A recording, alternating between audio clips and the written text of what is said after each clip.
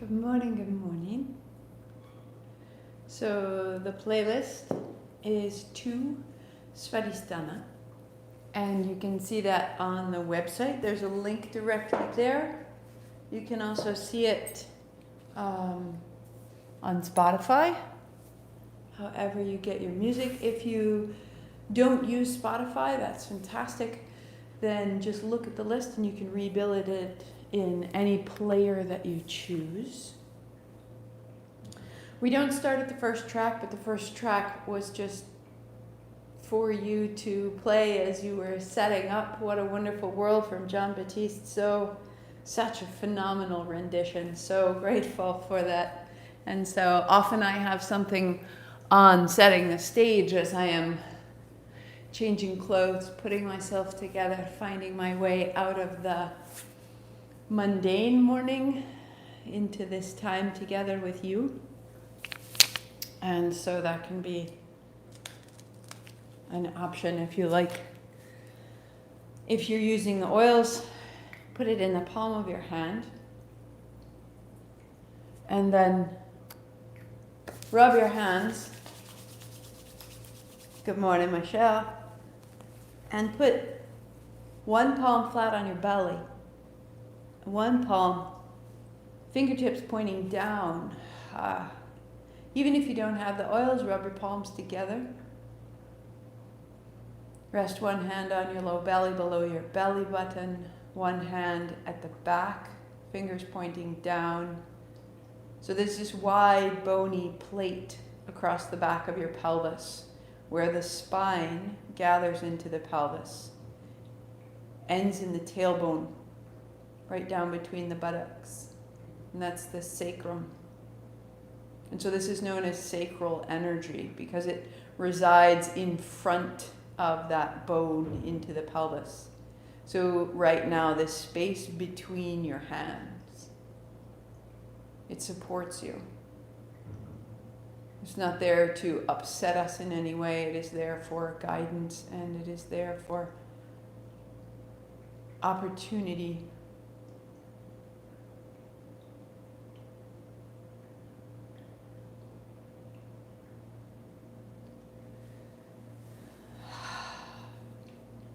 So we are the stewards of the life we've been given.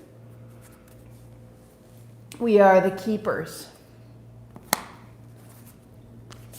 We are the keepers of the body that travels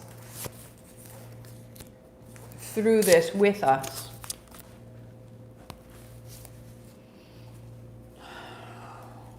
Feelings, emotions become lodged in the body.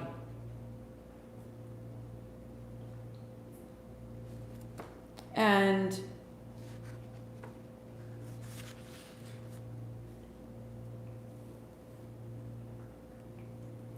yoga has traditionally involved the notion that bodily position or posture are intimately and basically linked to personality and emotion.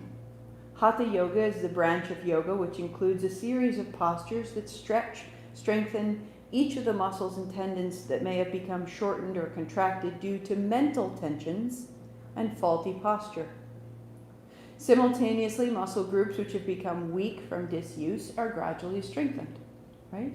So the postures of yoga are there to both resolve and realign mental tension, which is stored in the body. And it's also there to strengthen the aspects of us that have not been built up so that we can hold a posture which reflects mental freedom.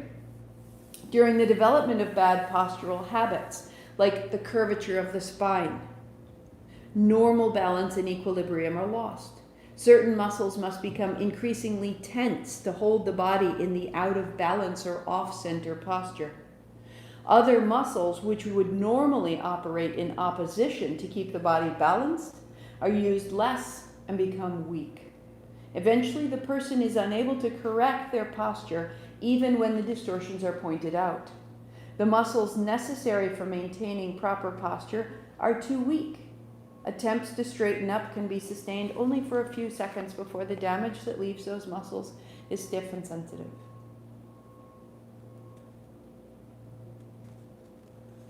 So we tend to go back into the posture that we are familiar with. That posture is a reflection of the mental state of mind. Increase in freedom of movement creates more comfortable posture, creates more freedom in our emotions. And so, why are we moving our arms? Why are we moving our bodies in ways that we are unfamiliar with? We're moving so that we can move back into balance. The things that we can be overly familiar with can become a weakness of other areas. And so if I sit hunched over, I have a mental hunching over. This affects the way I think. If I cannot come upright, I cannot change the way I think, or I'm trying to think against the shape of my body. And so my movements and my thoughts become very limited. My experience of myself and my life become very limited. What I'm looking to do here in all the movements of the body across the top, here we're building strength and we're raising energy up out of inertia. We're clearing the space inside the upper back and the chest, and we're clearing the space around us. We're deepening our breathing, flushing out our lungs. As we move into the hips, we're creating a fluidity. All of these things give us the ability to move out of old habits of mind and old habits of response, old